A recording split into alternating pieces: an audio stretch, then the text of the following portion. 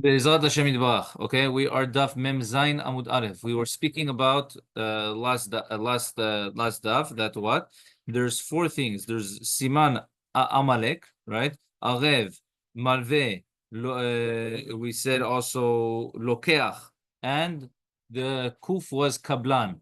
Those four things, they are allowed to testify one for another, and we always establish the case to be where he had an extra field. Now, the Gemara is going to go into explain what is Kablan. So we explained last time also that Kablan is when a person is a guarantor, but he's a it's a special guarantor, which means that if the lender wants, he has the choice. He has the choice of deciding to go for.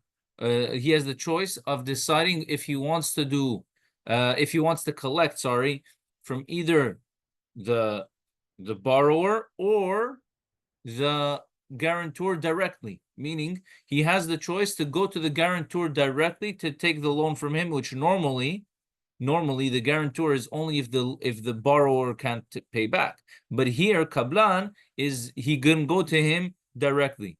So Kablan, says the Gemara, Amrila me'id, the Amrila eno me'id. There are those that say that he's able to testify, and there are those that say that he's not able to testify. Amrila me'id, there are those that say that he can testify. Ke'arev dami, he's considered to be like arev, like a guarantor. The Amrila eno me'id, the nichale the hilva be'adeh. So he says it's better for him that he he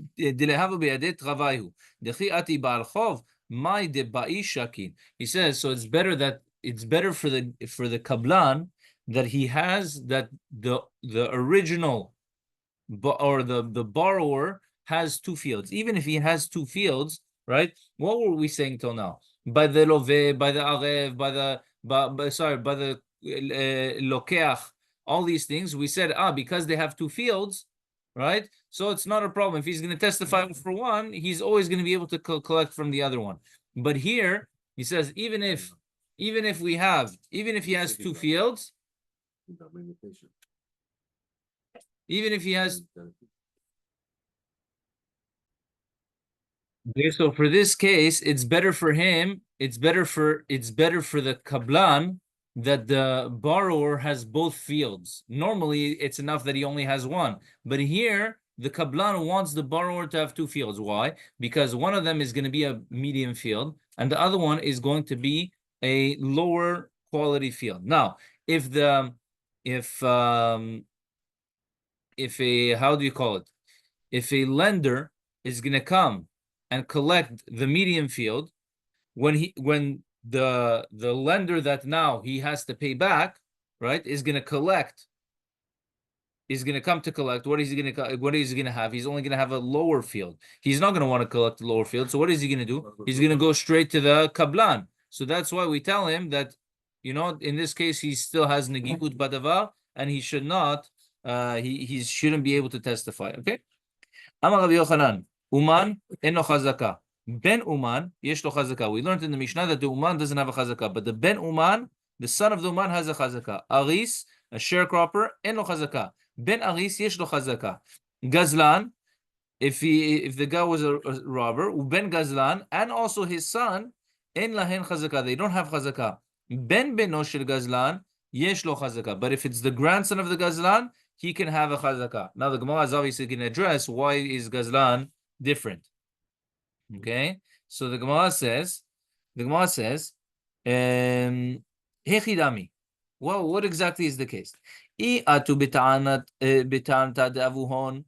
they are coming through the power of their father, meaning they're saying that their father had a chazaka, afilu hanechnamino. Even the Aris and the Uman, their sons, should not be able to testify. Why?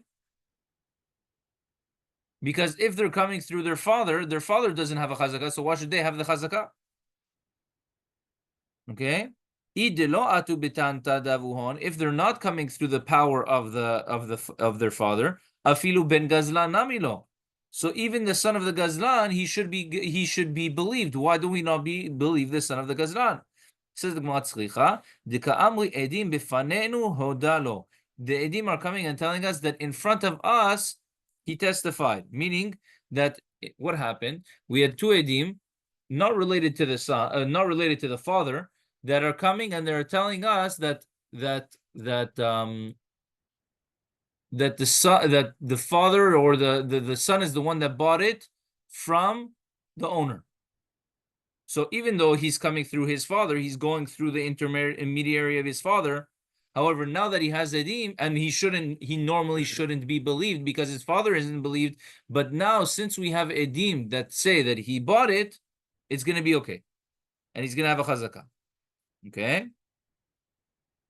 Says the Gemara, Hanach.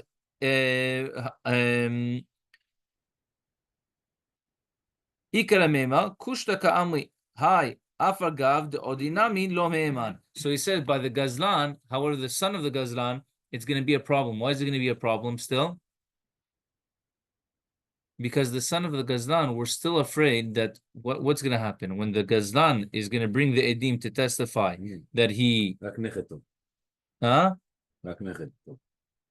When the Gazlan is going to come to testify that that the Edim came, and even for his son, what's going to happen? The Gazlan were afraid of him, right? So what is he going to do? He's going to threaten the Edim, or he's going to threaten the owner to say in front of Edim that it worked. But this is only valid for his son, when it works for his son. For the Gazlan's grandson, it won't go that far.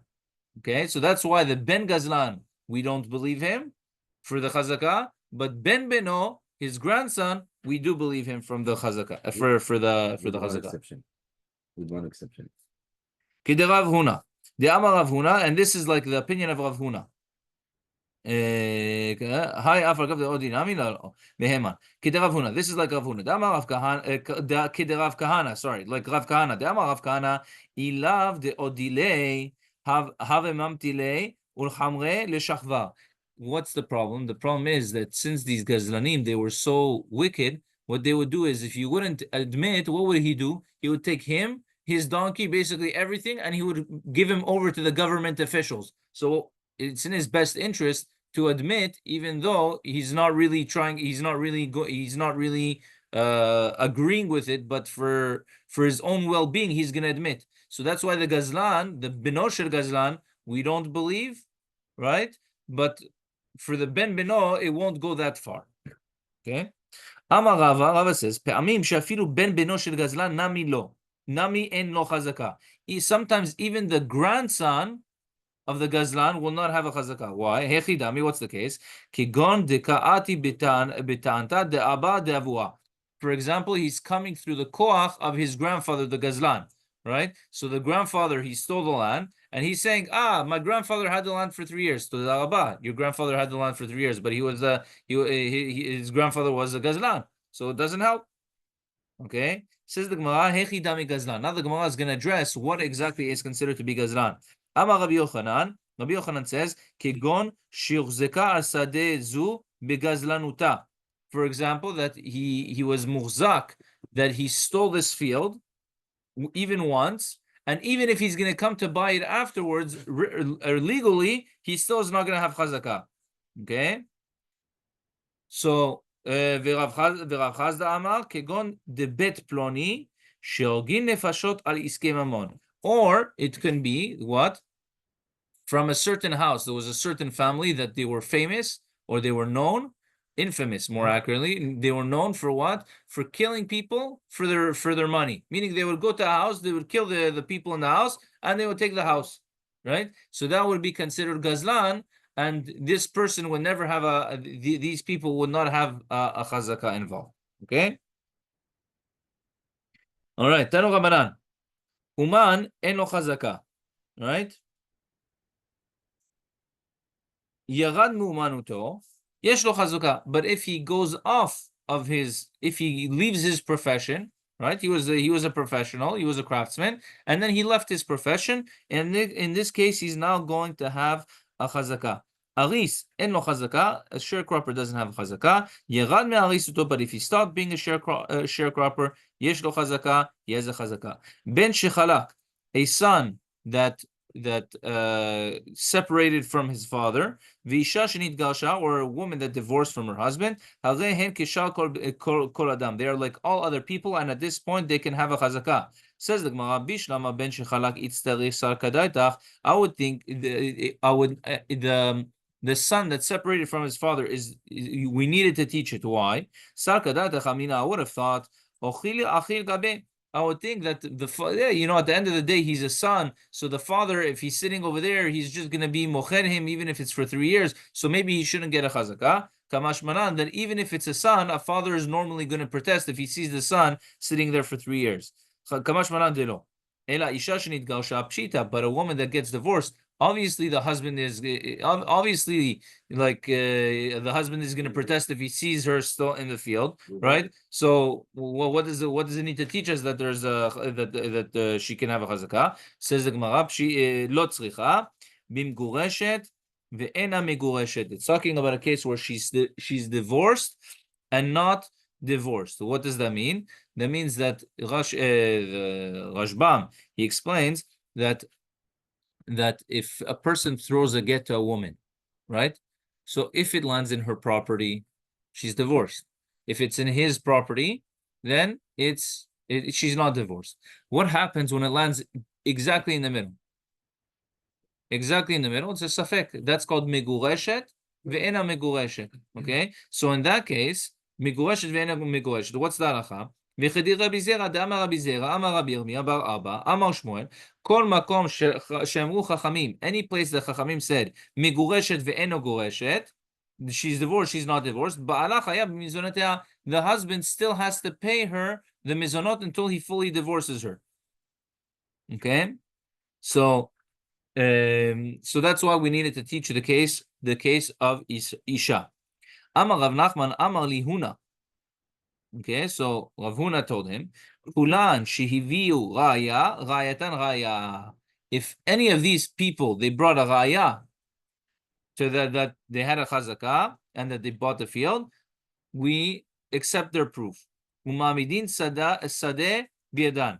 And we establish the field in their hands. Gazlan shivi raya, but if it's a gazlan that brings the proof, en rayato raya, ve'en mamidin sadeh biado. If it's the gazlan that did it, we do not leave the field in his hand, and it's not considered to be a raya, a proof. Maika mashmana, what's it coming to teach us? Tanina, it was already taught.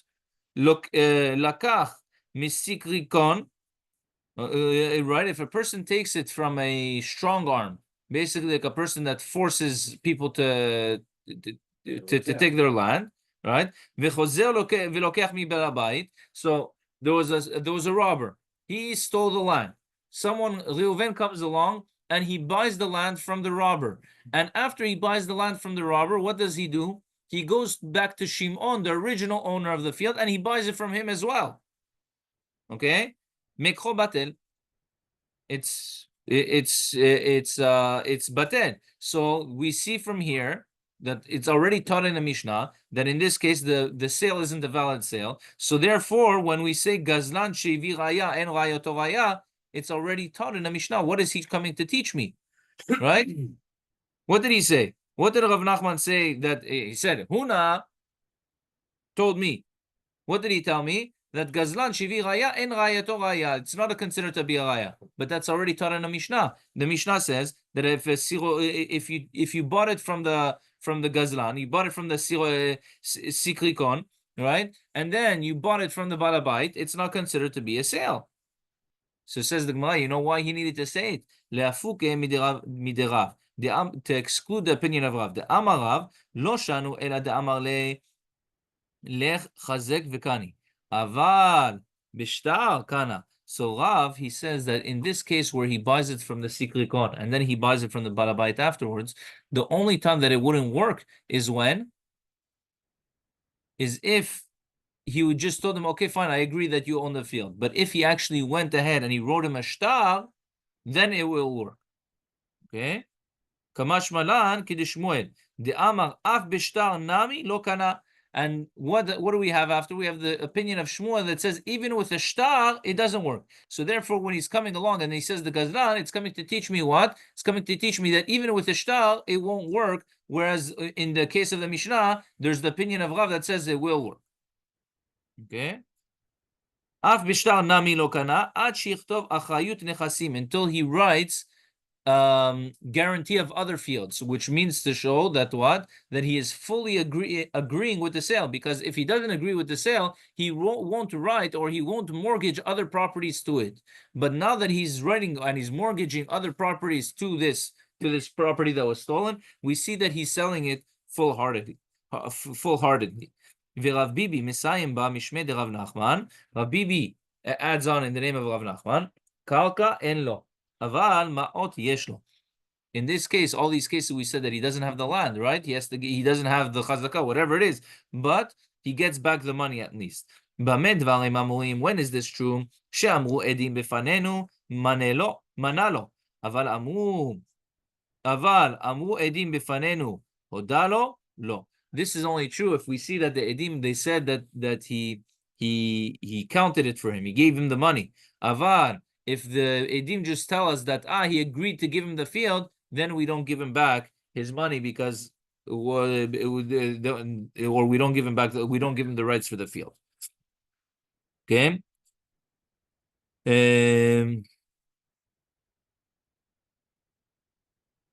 Okay, Kederav Kahana, the Amar, Kederav Kahana. This is like Rav Kahana that said, Ilav de Odele, Have Mamtele, Lidide, Velechamre, Leshachvar. Like we said previously in the name of Rav Kahana, that if he's not going to agree to this Ganav, then what's going to happen?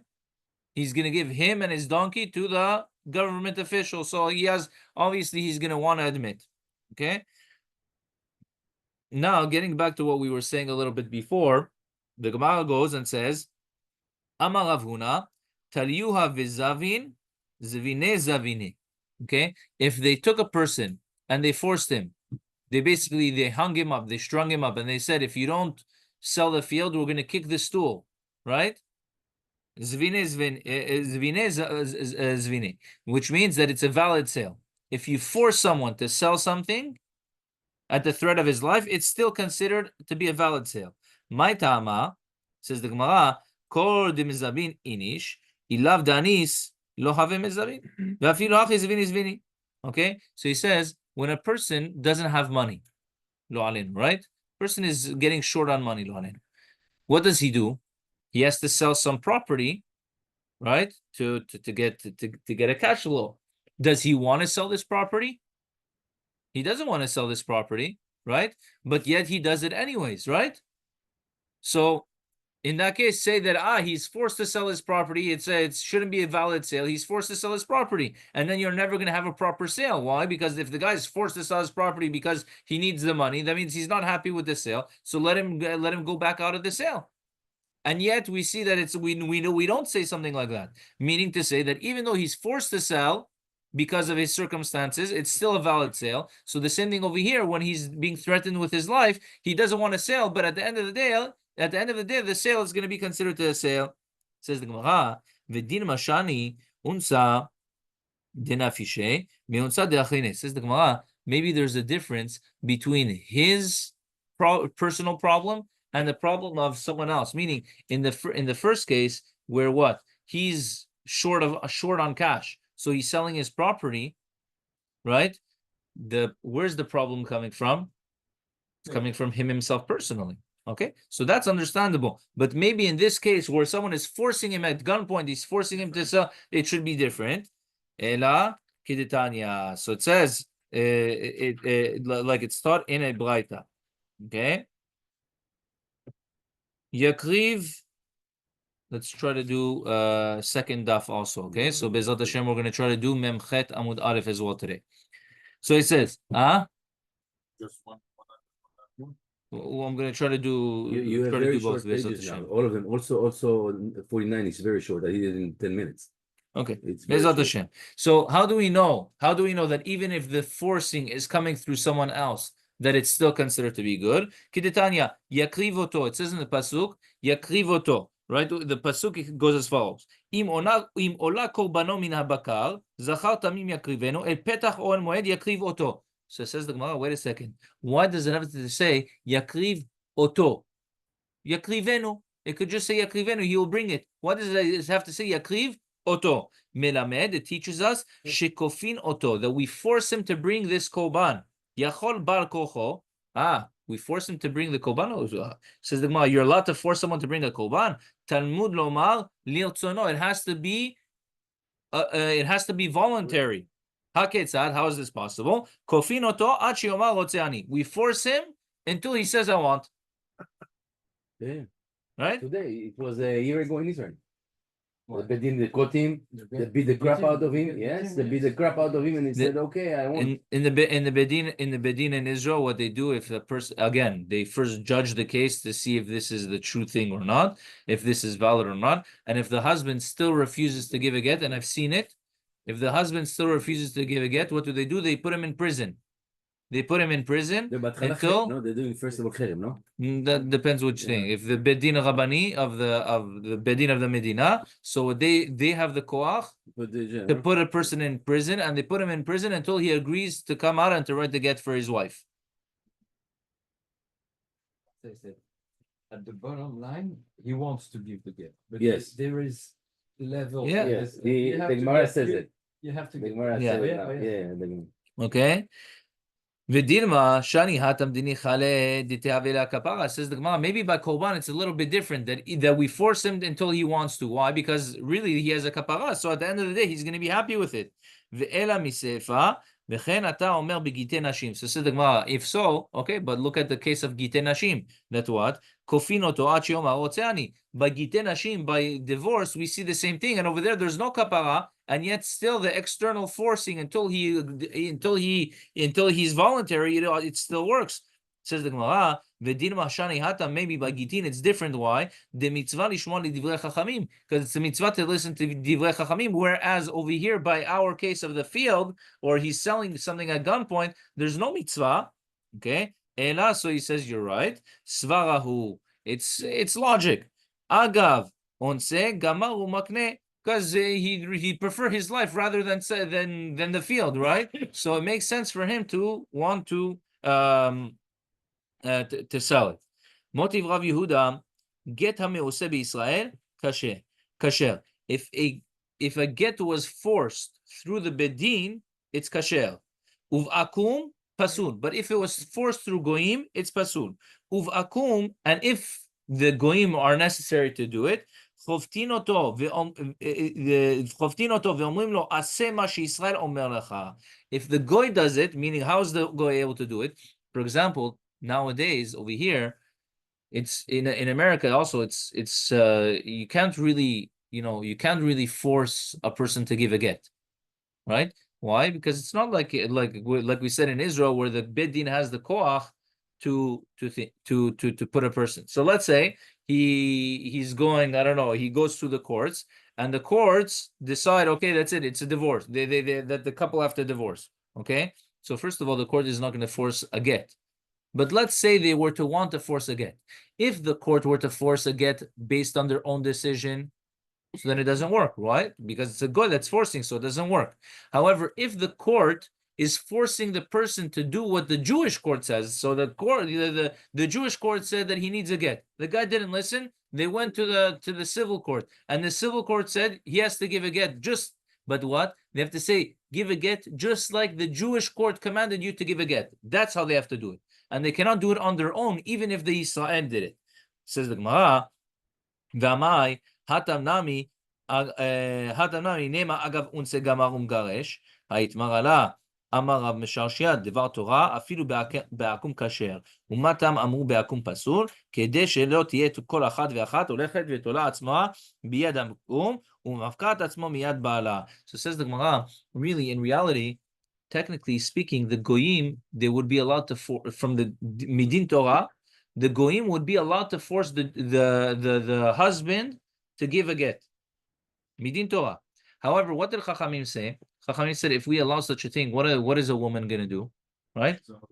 She's going to go straight to the civil court, and she's going to basically strong arm her husband, which we see, unfortunately, is exactly what happens over here. Or she can go to a goy, birion, and No, yeah, that's exactly what he said. That's it. This is exactly what the women do today, right? What do? They decide they had enough. They go to the civil court. Divorce right away, right? Shelo kadin. So in order to avoid that problem, what did Chachamim say? Chachamim said that it's not going to be considered it's not, if he was forced because of the goyim, it's not going to be considered a good divorce, even if they give him the get. Even if he ends up giving the get, it's still not a valid get. Okay, until it's done through bedin. Or until the non-Jewish courts say you have to do exactly what the Jewish court said. Motiv Rav Hamnuna, lakach sikrikon. If a person takes it from a band, like a strong arm, I like to call them, someone that forced, exactly, a person that forced him to give the land. V'chazar v'lakach mi balabait, and he goes back and he takes it afterwards from balabait. Mikcho batel, his sale is not valid. Ve'amai, why? Hatam nami nema. Agav unse gamar umakni. Say the Gemara, but over there also let him just say that he was forced to sell, and a forced sale is good, right? What did we just finish saying? We just finished saying that talua vizavin zvini, that if we forced a person to sell, his sale is a valid sale, right? So why shouldn't it not work over here? Says the Gemara, ha'itmarala. אמריו לא שנו, אלא דאמר לה, לך חזק וקני, אבל בשטר קנה. ולשמואל, דאמר אף בשטר נמי לא קנה, מה יקרא ממר? So the Gemara, we already said, according to Rav, that what? According to Rav, if it was done just verbally, then it's not good. But if it was done with a document, it's good. Shmuel said, but however, says the Gemara, okay, but what about Shmuel? Shmuel said that even with a document, it's not good. So what is he going to say? Says the Gemara, Shmuel is going to agree that if the person gave money, then it's going to work, right? But if he didn't give money, so why should it work? Meaning, if a person was forced into just giving his field without anything, so it's not called a sale, and then it's not going to work. ולרב ביבי דמסיים במשמי דרב נחמן קרקע אין לו מעות יש לו מה יקרא למאמר. So according to Rav Bibi, that said that he's never going to get the land, but at least he's going to get back his money. But wait a second, let it be considered like the sale that he was forced. Okay, what are you going to say? Says the Gemara, Rav Bibi memrahu umemra le Rav Huna lo svira le. Rav Bibi is an Amora, and Rav Huna doesn't have to work out to according to Rav Bibi's opinion. So, Amar Rava, what does Rava say? Hilchet Adaracha is Talyuhu v'zavin. If they hung him up and they forced him to sell, zavini is zvini. His sale is a sale. V'lo amran, and it was only said ela b'sadeh, only by a field. B'sadeh stam, aval b'sadeh zu lo. But by this field, right? By that is what, by the sikrikon. This is not. ובשדה זו נמי לא אמרן, אלא דלא ארצי זוזה. אבל ארצי זוזה, לא. And this is also only said if he didn't give money. But if he gave money, it would be okay. ולא אמרן, אלא דלא הווה להשתמותי. אבל הווה להשתמותי, לא. And this is also only if he wasn't able to get out of it. But if he was able to get out of it, then he's going to be able to acquire the field. Okay? What do we mean by get out of it? For example, he pushes him off. He tells him, you know what, come back 2 days, come back thing, I'll go. My wife doesn't let me sell the field now, or he finds some way to try to get out of it. So if he finds some way to try to get out of it, then we don't let him acquire the field. But if he had a way and he didn't use it, then we let him acquire the field. Okay? But says the Gemara, that's Rava. But the real halacha is bikulehu. That all of these cases, it's considered to be a valid sale. Why? Because at the end of the day, as long as he gave money, what do we say? We say talyuhu v'zavin. If we hung him up and forced him to sell zavin, it's sale is a sale. So we don't look at all the things. As long as he gave money, it's a valid sale. Even by this field. Why? Deha isha kesadeh damya. A woman is like a field. That what? That if you force a woman to get married to you, what does that mean? She has to have consent. But if you push her into having that consent, it's considered to be good. So the same thing would be for the field. The Amar Amemar, and Amemar said, Tarihu v'kadish kidushav kidushin. If we forced a person to be mekadesh, right? His kiddushin is a kiddushin. Mar barav Ashi Amar beisha vaday kiddushin lo havu. But if it was done by the woman, it's for sure not going to be a thing. Meaning, if you force the woman to accept the kiddushin, it's not going to happen. Hu asa shelo kehogen, lefikach asu imo shelo kehogen. Why? Because he forced the woman not properly, right? Normally, a woman has to agree to the kiddushin.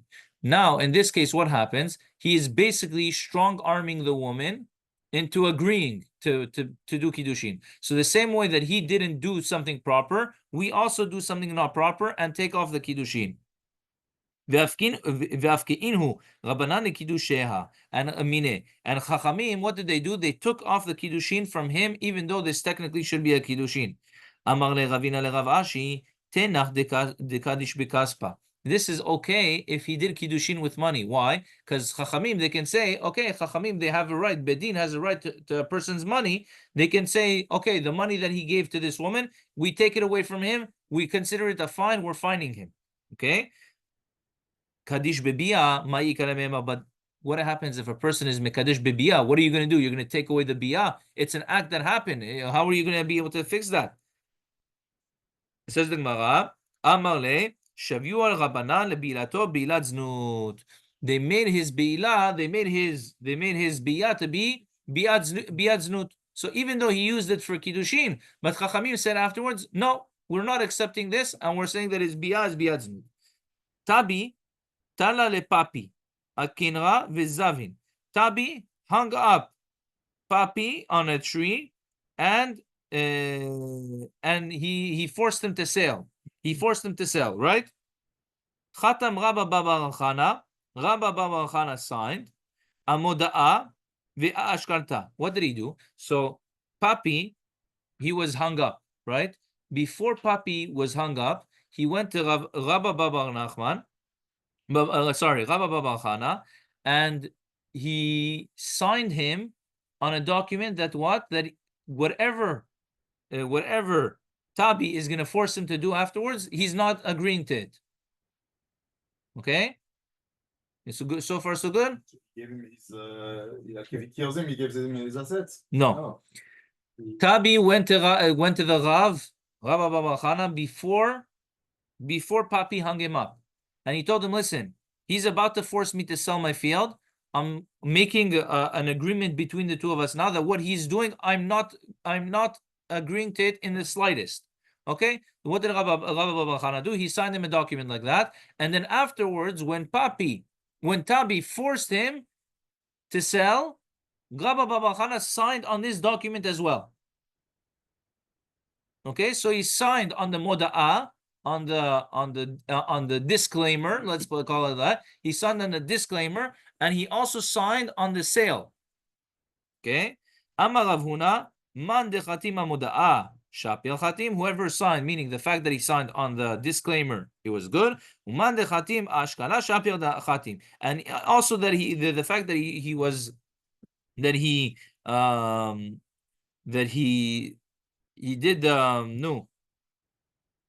he sold on the sale document, he signed on the sale document, that's also good. Says the Gemara, manavshach. How does that make sense? Imoda'a lo ashkarta. The ashkarta lo mada'a. If you sign on the disclaimer, then the moda'a doesn't work. If you sign on the moda'a, if you sign on the sale document, then the sale doesn't work. The disclaimer doesn't work. Says the Gemara, hachikam. This is what it means to say. Ilav moda'a.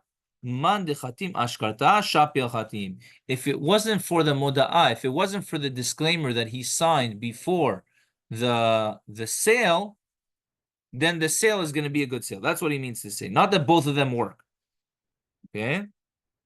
Rav Huna letameh. And Rav Huna is according to his reasoning. Why? The Amar Rav Huna, that if a person was hung up and he was forced to sell, his sale is going to be a sale. Says the Gemara, Ini, is this true? Rav Nachman, Haidim Shamru, Amana Hayu Devarenu, and Ne'emanim. Okay, if the edim, they just say that that which we signed on a trust document, which means what? We signed the document in advance before the actual thing happened. Meaning, they say that Reuven, they signed on a document, Reuven borrowed from Shimon. But in reality, Reuven didn't borrow from Shimon yet. They just signed this document in the eventuality that he will borrow, okay? And then they already signed on the document. So it says, En nemanim. Moda'a hayu divarenu, en nevarim. The same thing also if they say, if our words were just a moda'a, right? We're like a disclaimer, this is also not working. Hani mini alpe, dilo ati alpe umar'e l'shtara, aval b'shtara ati shtara umar'e l'shtara. So he says, yes, you're right. Normally, moda'a, over here we just said moda'a doesn't work, but before we said moda'a does work. What's the difference between the two? The difference between the two is that we have a shtar, right? Now that we have a shtar going against a shtar, it's gonna work. But just moda'a al peh, that's not going to work. Amen ve'amen.